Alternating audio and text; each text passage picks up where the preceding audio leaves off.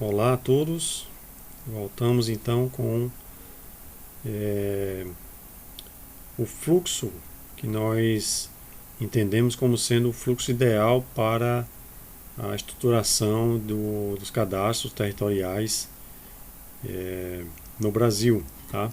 Então nós vamos apresentar aqui um fluxo para a concepção e manutenção da base cadastral. Já vimos o conceito de base cadastral, de parcela não certificada, parcela certificada, de objetos territoriais tanto legais quanto físicos. E nós vamos ver então como é que uma prefeitura pode se estruturar para sem grandes investimentos ou sem grandes modificações da sua estrutura administrativa, né, dos seus cadastros fiscais já em funcionamento, para implantar e manter bases cadastrais atualizadas ao dia. Tá? Então, primeira etapa, que é indispensável, né, como nós vimos no conceito de base cadastral, é que se faça a implantação da rede de referência cadastral municipal, tá? A rede de vértices sobre os quais devem se apoiar todos os levantamentos com a finalidade cadastral e que é normatizado atualmente pela NBR 14166. A 14166, como vocês sabem, ela é uma norma de 98. Ela está bastante desatualizada e atualmente ela está passando por um processo de revisão. Na verdade já existe uma versão nova da 14166 que aguarda a publicação da ABNT. Tá? Ela precisava de uma série de revisões. Em 98 não existia nem o CIRCAS 2000, que o que se fazia em termos de implantação de rede com GNSS ainda era bastante tímido no nosso país, e ela foi totalmente reestruturada. Esperamos que a ABNT publique em breve. Mas o fato é, o primeiro passo para a implantação de base é a rede de referência cadastral. É sobre ela que tudo vai se apoiar. Tá? Então, uma vez implantada a rede, a prefeitura deve se fazer a seguinte pergunta: já existe base cartográfica, sim ou não? Tá? Porque as prefeituras, muitas delas já têm algum tipo de base cartográfica ou de documentos cartográficos que estão em uso. Tá? Se a prefeitura já tem uma base cartográfica, a nossa proposta é que se faça uma validação dessa base agora sobre a rede implantada. Tá? Então seria preciso fazer uma série de levantamentos sobre pontos conhecidos nessas bases cartográficas e fazer então a verificação e inclusive um ajustamento dessas bases sobre a rede. Nesse sentido, já há normas brasileiras aí que dão conta, né? O Exército, por exemplo, ele tem as suas especificações que podem ser utilizadas para validar as bases cartográficas sobre as redes de referências implantadas. Uma vez validada a base cartográfica que a prefeitura já tem, lembremos que nesse fluxo aqui a prefeitura já tem base cartográfica. Uma vez validada a base, são criadas então as parcelas provisórias. Então elas são criadas naquilo que a gente poderia entender como um processo de criação em massa. Tá? Parcelas provisórias criadas para toda a extensão territorial, no caso aqui, extensão territorial urbana de um determinado município. A prefeitura faria exatamente como ela já faz hoje. Criaria as suas parcelas, no que ela chama de lotes, e daria nomes a elas, daria números, códigos a elas, exatamente como já é feito agora. Então, até esse ponto aqui, a única diferença que é do que a gente propõe é que se estabelecesse primeiro a rede de referência para então fazer a validação da base. E essas parcelas provisórias, então, elas comporiam a base cadastral. Então, vejamos que a nossa ideia, a nossa concepção de base cadastral é esse conjunto: rede de referência e parcelas. Tá? Rede de referência e parcelas. Elas criam, elas formam aqui a base cadastral. Num outro sentido do fluxo, se a prefeitura se pergunta, existe base cadastral, e a resposta é não, o que é que se pode fazer? Utilizar técnicas, né, de censuramento remoto. Então essa é a forma mais rápida. E hoje, com a popularização dos RPAs, está muito fácil, está, bastante simples, que qualquer prefeitura, pequena ou grande, tanto faz, consiga gerar parcelas provisórias em cima de produtos de censuramento remoto. Até alguns anos atrás havia uma dificuldade relativamente grande, né, porque a aerofotogrametria estava restrita às aeronaves de grande porte, e aí só um número muito pequeno de empresas no Brasil era capaz de realizar voos com essa finalidade, o que encarecia muito o serviço e o que inviabilizava que levantamentos fossem feitos, por exemplo, em municípios pequenos. O município pequeno, quando desejava ter uma base cartográfica oriunda de aerofotogrametria, por exemplo, ela tinha que ou se consorciar com outros municípios ou esperar que um município grande que fizesse um contrato com a empresa de aerolevantamento acabasse beneficiando um município menor, porque as empresas, elas para voar o município grande, às vezes elas acabavam cobrindo outros municípios e depois negociando esses produtos com as prefeituras menores, né?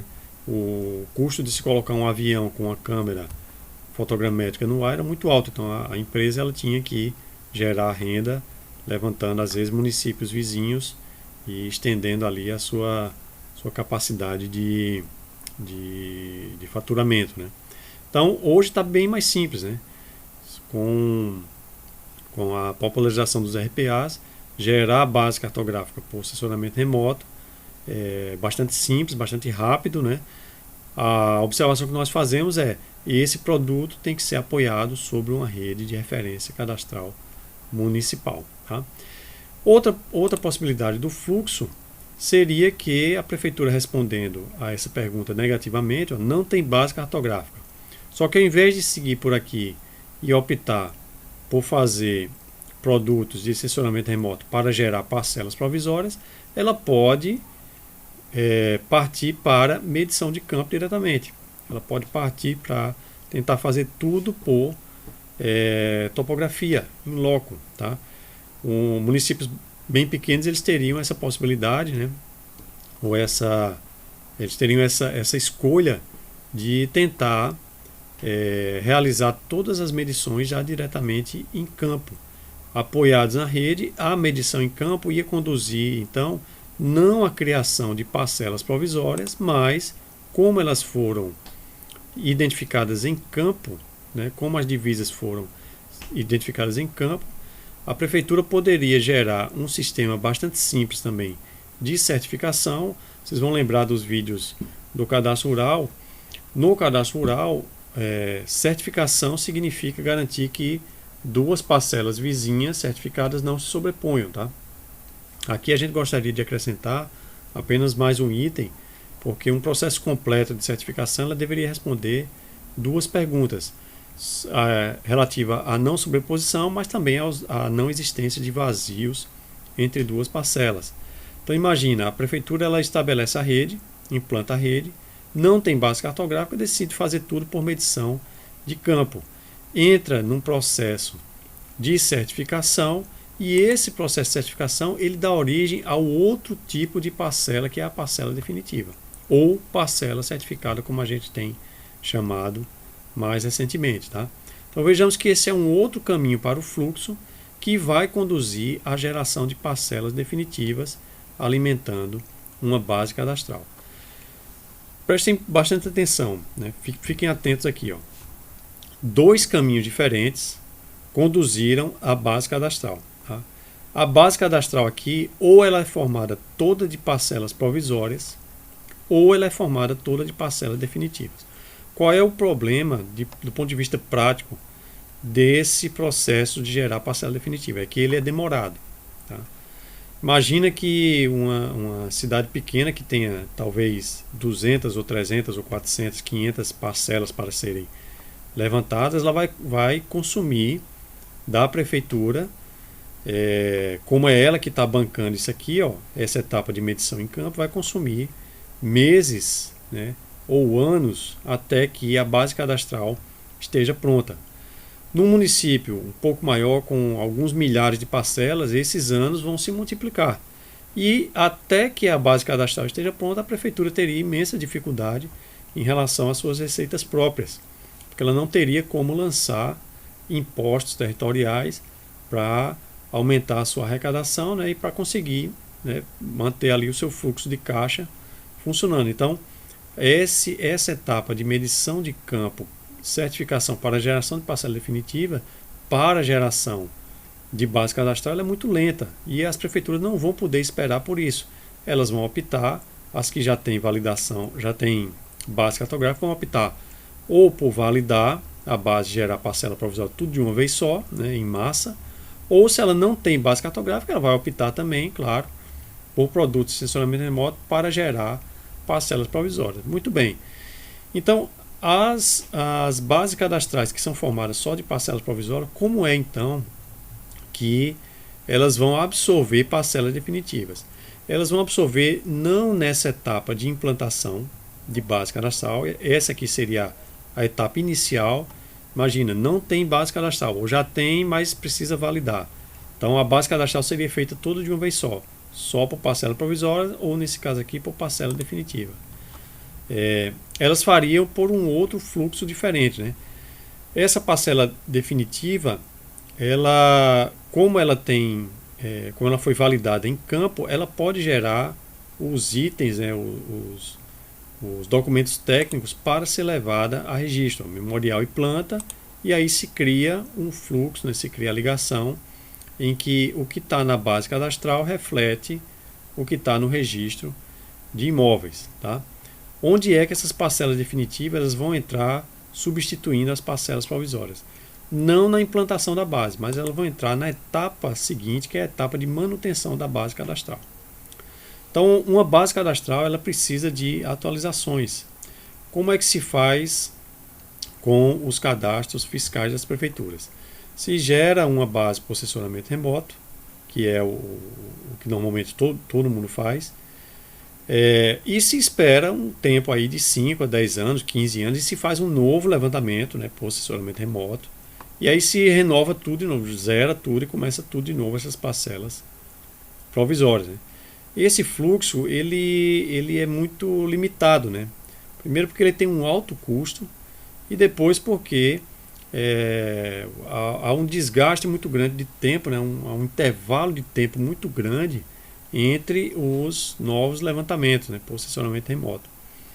Quando se pode investir num sistema de manutenção de base cadastral que faça com que uma infinidade de processos administrativos, né, que passam nas prefeituras todos os dias possam ser aproveitados para atualizar a base cadastral. Então, processos de desmembramento, de loteamento, de unificação, de retificação, projetos de edificação, projetos de uso capião e outros mais que possam surgir, esses projetos eles passam nas prefeituras e eles são levantados em campo com reconhecimento dos limites, feitos por técnicos e por profissionais de nível superior em agrimensura. São processos de agrimensura que foram medidos em campo.